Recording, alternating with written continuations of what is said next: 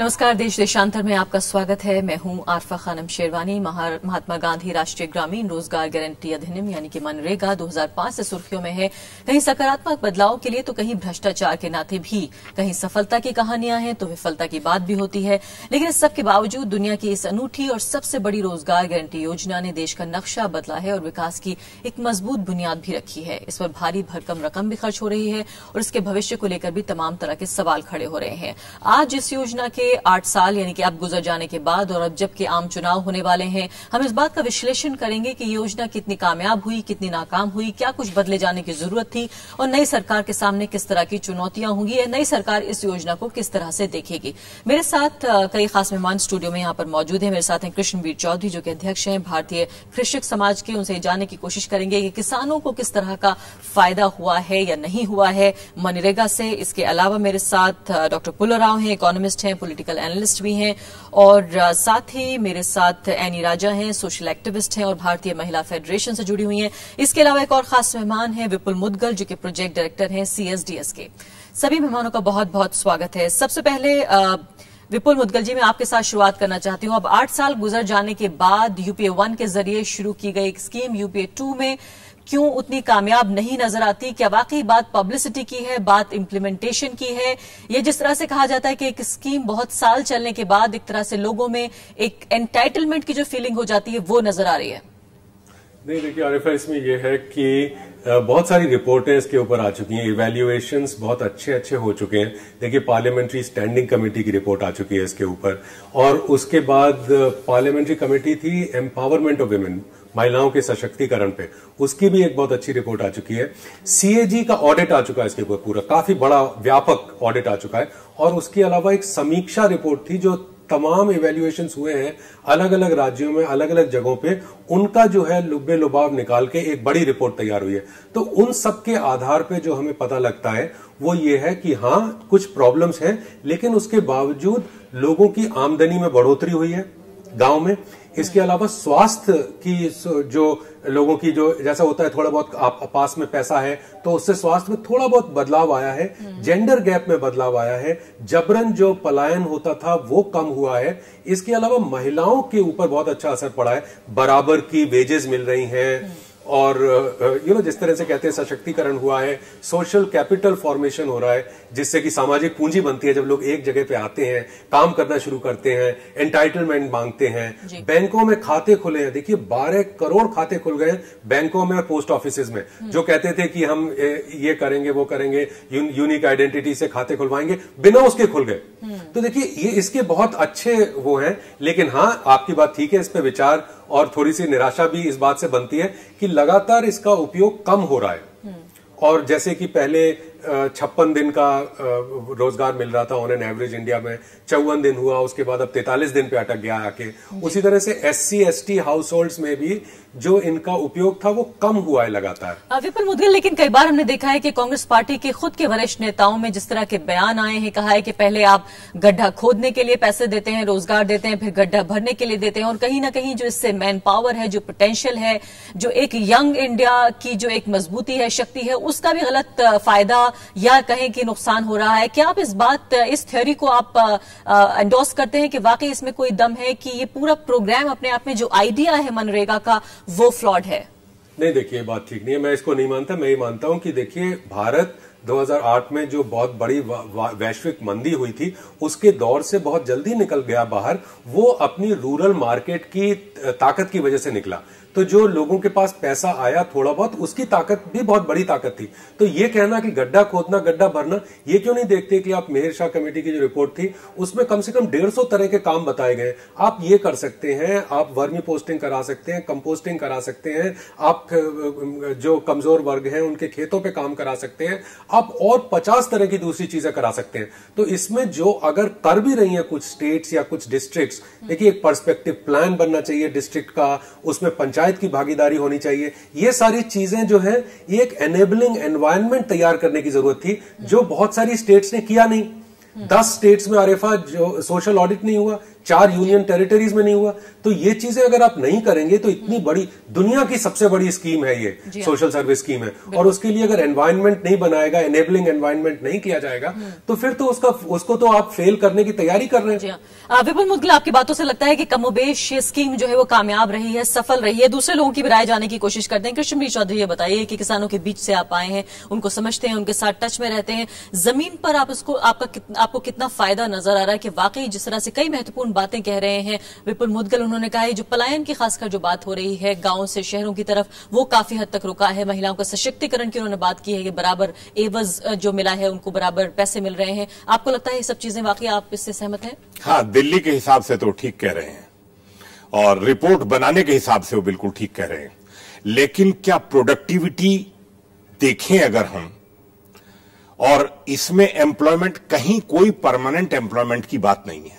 जितना भारी पैसा इस योजना पर खर्च किया है इतने समय में, जितना भ्रष्टाचार दुनिया में देखें तो सबसे ज्यादा भ्रष्टाचार भी आज इस योजना के भेंट चढ़ गया है।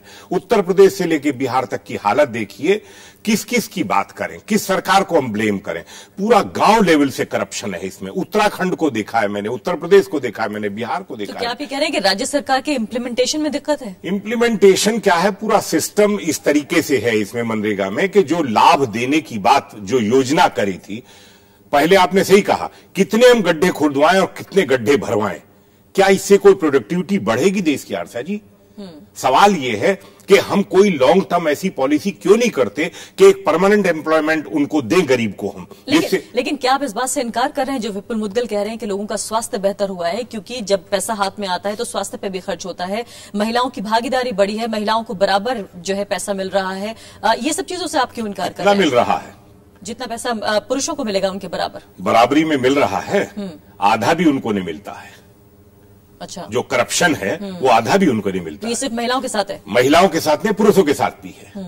ये कहना ठीक नहीं है कि इस योजना 7,000 करोड़ रुपए विजय मुदगल जी बिहार को भेजे थे पिछले साल। सीएजी की रिपोर्ट भी आपने देखी होगी कि उसमें 800 करोड़ रुपया सिर्फ यूज हुआ है, 6200 करोड़ का हिसाब भी नहीं है। उत्तर प्रदेश की हालत यह है जिला लेवल पर कि सीबीआई घूम रही है आज कि पिछले सालों से क्या हो रहा है। तो इस तरीके खराब स्टेट से आप मैंने आपकी बात सुनी, अब आप पूरी वो महत्वपूर्ण बात ये कह रहे हैं कि आप जो बात कर रहे हैं वो खराब स्टेट्स की है, जहां परफॉर्म खराब किया है स्कीम में, आप उसका जिक्र। मैं ये कह रहा हूं कि आप ये बताइए कि कहां की बात करना चाहें हम, कौन से स्टेट की बात? राजस्थान की बात करूं, मध्य प्रदेश में, छत्तीसगढ़ में, बताए ना, उड़ीसा की बात करूं, मैं आप जहां कहें उस प्रदेश की बात करता हूं। जवाब ले लें उनसे। भारतीय कृषक समाज काश्मीर से कन्याकुमारी तक काम कर रहा है और गांव में कर रहा है। कृषक समाज के लोगों से भी हम लगातार बात करें। देखिए, जो बड़ा किसान है उसको परेशानी ये है कि वेजेस बढ़ गई हैं, लोग ज्यादा वेजेस मांग रहे हैं, तो बड़ा किसान परेशान है। और जो लोग औदे पौधे दाम देते थे लोगों को, वेजेस कम देते थे, जो उद्योगपति भी हैं शहरों में, उनको भी बड़ा नुकसान है। वो कहते हैं जी ये तो शराब पीता है, ये करता है, वो करता है। तो वो असली मुद्दे की बात नहीं देख रहे। आप अगर कायदे से आंकड़े अगर देखें, जो 5-6 रिपोर्टें आई हैं, ये बात ठीक है कि करप्शन है, इससे मैं बिल्कुल इनकार नहीं कर रहा, लेकिन करप्शन के लिए सोशल ऑडिट होने चाहिए। सोशल ऑडिट जानबूझ के फेल करा रहे हैं। और बड़े किसानों में से बहुत सारे लोग हैं जो ठेकेदार भी हैं, जो कि जेसीबी मशीन लगा के काम चला देते हैं और लोगों को एक तरह से करप्ट कर रहे हैं। उनको कह रहे हैं आधे पैसे मिलेंगे, काम करने की जरूरत नहीं है। तो ये बात सही है, आपकी करप्शन वाली बात मैं मान रहा हूं, लेकिन ये कहना कि ये स्कीम एक फेलियर है और लोगों को नहीं मिलनी चाहिए, मेरे ख्याल ये क्या विजय जी, हमको कोई एग्रो बेस्ड स्मॉल इंडस्ट्रीज, उन लोगों को अगर हम technical know how, financial assistance और मार्केटिंग असिस्टेंस देकर उनको मजबूती से खड़ा करें, रेगुलर एम्प्लॉयमेंट उनको हो, क्या आप सोचते हो कि 45 दिन में आप 125 रुपए और 150 रुपए देने से उनके परिवार का गुजारा हो सकता है? उनको हम इतना बेकार और बेरोजगार क्यों करना? लेकिन कृष्ण जी, ये बताइए, जमीन से उठा के आसमान पे बिठाने दो, शायद किसी भी सरकार के लिए जितना पैसा, लेकिन जमीन से जितना उठ गए हम इससे क्यों इनकार कर रहे हैं? जितना पैसा इस योजना पे दिया गया है उसका परिणाम नहीं आ रहा है। बात मेरी ये है कि जितना भारी पैसा, इतना बड़ा इन्वेस्टमेंट इस पर किया गया है, उसका कहीं कोई रिजल्ट बढ़िया नहीं आया। आप ये बताइए कि आपको फॉल्ट, दोष जो है वो कहाँ नजर आ रहा है? क्या वाकई योजना का दोष है, इस पूरी थ्योरी में दोष है, या फिर इसके इम्प्लीमेंटेशन में दोष है, या मॉनिटरिंग में दोष है? देखो, पूरी दुनिया के अंदर ऐसा एक कानून कोई देश में नहीं है। सबसे पहले हमारे देश में ऐसा एक कानून लागू किया है और वो चल रही है। तो इसलिए इसमें पूरा चीज कानून भी पूरा सही नहीं है, मैं नहीं बोल रही, मगर पहली बार हमारी देश की आम जनता को, असली जनता को, जो हमारी संविधान में एक हक दिया है, इज्जत से जीने का एक हक, उस हक के ओर चलने के लिए एक रास्ता इस कानून ने दिया है, रोजगार गारंटी कानून ने दिया है, वो कोई मना नहीं कर सकती है। और मैं ये भी बोल रही, आपने पूछा है कि कहाँ फॉल्ट है, इसमें कितना पैसा, शुरुआत में हमारी जीडीपी का 1% इसमें लगाया था, अब यो करते करते अभी 0.5% हो गया है।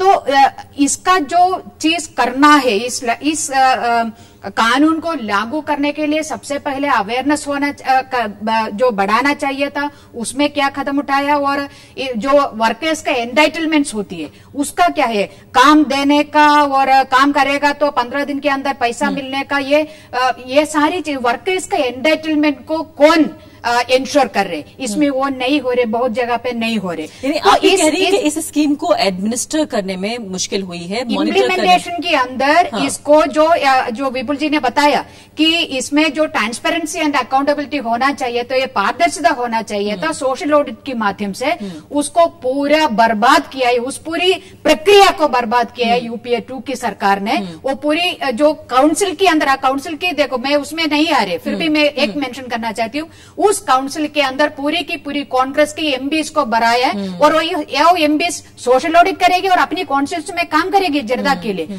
तो पूरी प्रयास इसमें यह हो गया है कि इस कानून को कहीं ना कहीं तरीके से बर्बाद करें। लेकिन जो चीज एक यूपीए 1 में, यानी कि उन्हीं नेताओं की, उन्हीं पार्टी की पहली सरकार में जो चीज हिट रही, उस पर लोगों के वोट मिले, उसकी तारीफ मिली, वाहवाही हुई, वही यूपीए 2 में क्यों खराब हुआ, क्यों बर्बादी हुई? यूपीए 2 को, जो कांग्रेस पार्टी को दोबारा सत्ता पे लेके आने पे नरेगा का बहुत बड़ा एक रोल था, जो यूपी के अंदर कांग्रेस को इतना सीट मिलने के लिए नरेगा बहुत बड़ा भूमिका निभाई थी। तो इसके बाद क्या हो गया, फिर पूरी जो विपुल जी ने अभी बता रहे थे, जो बड़ा किसान लोग है, जो भूमि हर लोग, जो बड़ा किसान लोग हैं, उनकी इच्छा के लिए, और इसको लेकर शुरुआत से हमारी जो वित्त मंत्री हो या इवन प्रधानमंत्री तक इसको लेके इतना पॉजिटिव रिस्पांस शुरुआत से ही नहीं था। तो इसलिए इसको धीरे धीरे एक स्लो पॉइजनिंग करके इस कानून को बर्बाद करने के लिए प्रयास कर रहे हैं। इसी वजह से जो बजटरी एलोकेशन क्या है, 40,000 करोड़ था, अभी वो आ गया है कि 33,000 करोड़ में आ गए। और तो यानी सरकार ने ये समझा कि स्कीम काम नहीं कर रही है, और शायद उनके लिए वो पॉलिटिकल गेन्स, वो चुनावी फायदा नहीं होगा। उनकी एजेंडा कुछ और था, उनकी एजेंडा आम जनता की जो इंक्लूसिव ग्रोथ तो मुंह से बोलती थी, मगर असली करने में वो नहीं था। इसलिए ये किसको लाभ मिल रही है इस कानून को? इस देश की जो दलित, इस देश की जो ट्राइबल, इस देश की वो पिछड़े हुए वर्ग को इसका लाभ मिला था। अभी फंड जो केरला के अंदर अभी देखो 6 महीने से पेमेंट नहीं हुआ है केरला, ऐसा पूरी देश में ऐसा स्थिति है। तो किसको ये हिट कर रहे इस देश की असली जनता को, जो गरीब जनता को, जो पिछड़ा हुआ वर्ग को, दलित और ट्राइबल को। तो इसमें क्लास एंगल है, उस एंगल को हमें देखना है, उस एंगल्स के हित में नहीं, उस वर्ग के हित में नहीं है इस देश की सरकार, वो पूंजीपति के हित में काम रही है। डॉक्टर पुल्लेराव, ये बताइए कि जो एक बड़ी क्रांतिकारी योजना थी, जिसको विपुल मुदगल, यानी राजा दोनों ने कहा दुनिया की सबसे बड़ी रोजगार योजना है, जहां हक के तौर पर आप अपना रोजगार मांग सकते हैं, आप सरकार को अदालत ले जा सकते हैं अगर आपको रोजगार ना मिले, ऐसा क्या हुआ इस योजना में जो काम करते करते रुक गई है? मिसेस राजा बहुत काम किया था इस फील्ड में, I have a lot of respect for her. बड़ा स्कीम में बड़ा फॉलो अप किया था, वॉच डॉग का रोल भी प्ले किया था, मैं पढ़ रहा हूँ। लेकिन वो भी बोला 2009 से स्कीम बर्बाद हो गया, क्यों? कारण मेरे दूसरे कारण है, लेकिन स्पॉइल हो गया स्कीम। यह स्कीम आइडियलिस्टिक स्कीम है, अच्छा स्कीम है। स्कीम का सारा लोग का काम नहीं है, स्टॉप गैप अरेंजमेंट है उनका, वो भी ठीक है। और चौधरी साहब भी बोला स्किल्स देने के भी अवसर है। इतना खर्च 40,000 करोड़ पर ईयर स्पेंड कर रहे, हमारे बजट 16 लाख करोड़ में 40,000 करोड़ बड़ा अमाउंट है। वो स्किल्स भी देगा, स्कीम आगे जाएगा। और एसेट्स भी नहीं क्रिएट किया था, इसमें गांव में खर्च किया था। वो क्या हुआ पैसा, लोग क्वेश्चन कर रहे हैं। इसलिए 2009 से यह स्कीम भी थोड़ा रेपुटेशन खराब हो गया और किस राष्ट्र में, आंध्र प्रदेश में एक बड़ा एक अनफॉर्चुनेट सिचुएशन भी आ गया। किस जिला में ये स्कीम इम्प्लीमेंट किया था वो लिकर सेल्स डबल हो गया, सिटीज में नहीं हुआ। हम स्टडी किया था, गवर्नमेंट को बोला देखिए आप थोड़ा स्कीम एक्सपैंड करो, प्रॉब्लम नहीं है, एक्सपैंड करो, 40,000 करोड़ से 80,000 करो, लेकिन थोड़ा चेंज करने चाहिए, एसेट्स भी बनाएगा, थोड़ा स्कूल बिल्डिंग्स, हॉस्पिटल्स एक्सपैंड करो, बजट करो, वो नहीं किया था। ये कंस्ट्रक्शन के अंदर पूरी की पूरी जो करप्शन आ जाती है, इसलिए बहुत सारे राज्य ने जो मटेरियल कॉस्ट को बाद में इस्तेमाल किया, जो लेबर कंपोनेंट को वो सबसे पहले इस्तेमाल किया, ताकि इसका बेसिक मकसद क्या है, जो गरीब जनता को अपनी गरीबी में थोड़ा सा एक राहत दे। ये हमारी आइडियल है कि उनको परमानेंट जॉब दे और ये सब थोड़ी राहत तो हुई है, कम से कम यानी थोड़ी राहत तो हुई है, सेहत में सुधार हुआ है, लोगों की कॉन्फिडेंस में बढ़ोतरी हुई है। पे इस पे आप इसको आप नाप करेंगी, इस पे आप क्या बिल्डिंग बनाए, इसमें इसका अनुसार आप इसको मेजर करेगी, या जो महिला ग्रामीण क्षेत्र में रहने वाला महिला वो 10 रुपया भी बचा के जो बचत इसमें डाल रहे, या अपनी पोती के लिए एक ड्रेस बर्थडे पे पहली बार दे पाई, जो रेडी कैश दे के वो खरीदने का स्थिति में आ गया है, या आधा किलो दाल से 1 किलो दाल एक महीने में खरीदने का क्षमता उसको आ गया है। इसको आप देखेंगे या बड़ा बड़ा इमारतें खड़ा करके ऑब्जर्वेशन किया है, जिससे कहीं ना कहीं इस स्कीम की सफलता तो कुछ हद तक नजर आती है, लेकिन किस तरह से भ्रष्टाचार का जो नाग है वो उस स्कीम को उसने खाया। लेकिन विपुल मुद्गल एक बहुत महत्वपूर्ण सवाल यानी राजन ने उठाया है, वो ये कि खुद सरकार के कुछ अंग, खुद यानी कि कांग्रेस पार्टी के कुछ अंगों ने ये नहीं चाहा कि स्कीम आगे बढ़े, शायद उन्हें इस स्कीम के ऊपर कॉन्फिडेंस नहीं था। उनका ये कहना है कि स्लो पॉइजन की तरह एक धीमे जहर के दे देकर इस स्कीम को मारा गया है जानबूझकर। नहीं, देखिए मैं ये तो नहीं मानता, वैसे एनी जी की ज्यादातर बातों से मैं सहमत हूं, लेकिन मुझे ऐसा लगता है कि इसमें जो ये एक बहुत बड़ी स्कीम है, बहुत एम्बिशियस महत्वाकांक्षी स्कीम है, तो इतनी महत्वाकांक्षी स्कीम के लिए एनेबलिंग एनवायरनमेंट चाहिए। मैं आपको बताता हूं, जैसे कि सोशल ऑडिट के लिए एक डायरेक्टरेट ऑफ सोशल ऑडिट बनाने की जरूरत है। पंचायत के जो पंच और सरपंच चुन के आते हैं उनको ट्रेनिंग देने की जरूरत है, उनकी कैपेसिटी बिल्ड करने की जरूरत है कि वो कैसे इसका देखभाल करेंगे। इसी तरह से डिले जो है, डिले बहुत हुआ है, कई चीजों में जो अपॉर्चुनिटी कॉस्ट नहीं लगाई गई। अब जैसे इकोनॉमिस्ट साथी हैं वो बताएंगे कि अपॉर्चुनिटी कॉस्ट होती है कि अगर आपको बैंक के खाते को एक्सेस करने के लिए अगर आपको रिक्शा लेके, ऑटो रिक्शा लेके अगर 40 रुपए खर्च करके जाना आना पड़े तो आपके पैसे उसमें कम हो गए। इसी तरह से न्यूनतम मजदूरी जो है उसके साथ में इसको लिंक करना चाहिए था, वो उसको लिंक नहीं किया गया। तो इस तरह से धीरे धीरे धीरे धीरे इसका डिक्लाइन हुआ। इसमें अगर चाहते तो जैसे इसमें एक क्षमता थी कि आप सोशल ऑडिट जरूरी था, उसे करवाते।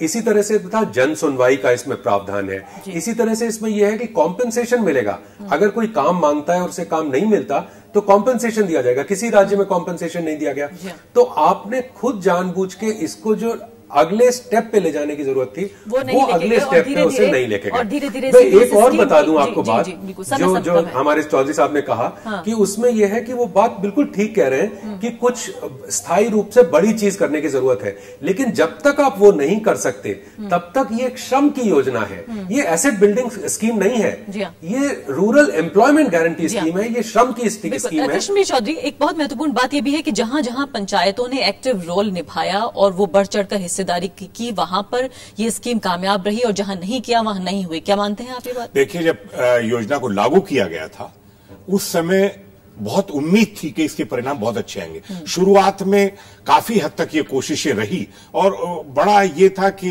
इसमें रोजगार भी देंगे, प्रोडक्टिविटी बढ़ेगी, वाटर हार्वेस्टिंग करेंगे, जो पूरे देश के अंदर जितने गांव हैं, वाटर बॉडीज हैं, वो सब हम खाली कराएंगे। जब वाटर बॉडीज खाली होंगे तो वाटर अवेलेबिलिटी होगी, वाटर ग्राउंड वाटर लेवल सुधार होगा, लोगों को रोजगार देंगे। हो क्या गया है कि ना तो हम रोजगार दे पा रहे हैं, ना हम प्रोडक्टिविटी बढ़ा पा रहे हैं, ना हम करप्शन दूर कर पा रहे हैं। हमको एक तो इसमें यह करना चाहिए था, आपने जो कहा विजय जी, मैं इससे सहमत नहीं हूं, कुछ जगह आप ठीक कह रहे हैं, लेकिन आज कहीं भी लेबर 200 रुपए 250 रुपए नहीं 300 रुपए प्रतिदिन तक एनसीआर एरिया की नहीं कह रहा हूं, मैं तमाम बात कर रहा हूं। हालत यह है कि हमको एग्रीकल्चर ऑपरेशंस के टाइम पर इस योजना को नहीं, जिस समय फ्री टाइम है उस समय हमको करना चाहिए। दूसरा, हमको एग्रीकल्चर ऑपरेशंस में मनरेगा को ऐड करना चाहिए, तभी प्रोडक्ट। तीसरा, हमको एग्रीकल्चर बेस्ड उनको हमको देना पड़ेगा रेगुलर एम्प्लॉयमेंट। गांव में जो कल रोजगार के समाप्त हो गया, समय समाप्त हो गया। एक आखिरी बात ये बताइए, क्या यूआईडी से जोड़ना, ये योजना सक्सेस नहीं है डॉक्टर पुनिया, क्या यूआईडी से जोड़ना इसको कामयाब बना सकता है? क्या जो आधार है, आधार से जोड़ना, आधार का ये फायदा नहीं है। क्यों है? गांव में सरपंच भी कोल्यूजन है, ये वर्कर से काम को आ जाएगा, पूरा सैलरी काम को नहीं आ जाएगा, 80 रुपया देगा, काम को नहीं आ जाएगा, मैं पैसा देता हूँ 80 रुपया। ये आधार का कार्ड है, मजदूर का भी फायदा है और उसका भी फायदा है, उसे व्यवहार करने नहीं पड़ता। आधार का कार्ड में 20,000 करोड़ खर्च किया था, आज वो फायदा किसी को नहीं हुआ। जी हाँ, ये तो बिल्कुल एक तरह से शर्मनाक, बिल्कुल शर्मनाक अपने आप में लग रहा है कि किस तरह से जो एक योजना लोगों के सशक्तिकरण के लिए बनी थी, जिसका बहुत बड़ा फायदा हमारे मेहमानों ने यहाँ बताया भी, लेकिन शायद इसको अगर बेहतर तरीके से लागू किया जाता। और सबसे बड़ी बात निगरानी, मॉनिटरिंग को लेकर है कि शायद एक बहुत बड़ी योजना, दुनिया की सबसे बड़ी योजना, जो दुनिया में सबसे ज्यादा कामयाब हो सकती थी, अब शायद उसको अगर रेट करना पड़े तो कम ही नंबर देने पड़ेंगे। सभी मेहमानों का बहुत बहुत शुक्रिया। इस कार्यक्रम में फिलहाल अभी के लिए इतना ही। नमस्कार।